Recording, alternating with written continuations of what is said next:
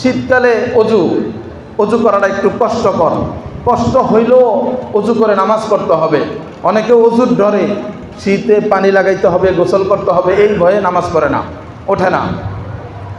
রাসূল আকরাম সাল্লাল্লাহু আলাইহি সাল্লাম হাদিস শরীফের মধ্যে বলছেন, ইবনে মাজার 427 নম্বর হাদিস, নবীজি বলেন, আলা আদুল্লুকুম আলা মা ইউকাফিরুল্লাহু বিহিল খতায়া, আমি কি তোমাদেরকে এমন আমলের কথা বলবো যেই আমল করলে তোমাদের গুনাহগুলো মোচন হয়ে যাবে এবং ওয়ায়াজিদু বিহি ফিল হাসানাত, আল্লাহ তাআলা তোমাদেরকে অনেক নেকি দান করবেন। ফাকালু, তো সাহাবায়ে কেরাম বললেন, বালা ইয়া রাসূলুল্লাহ, আল্লাহর রাসূল সেই আমল আমাদেরকে বলে দেন। ক্বালা, তখন নবীজি সাল্লাল্লাহু আলাইহি সাল্লাম বললেন, ইসবাগুল ওযু আলাল মাকারি, কষ্ট করে হলো অজুকে ভালোভাবে পরিপূর্ণরূপে অজুটা করবা। ওয়া কাসরাতুল খুতা ইলাল মাসাজিদ, এবং ঘন ঘন কদম রেখে মসজিদে যাবা।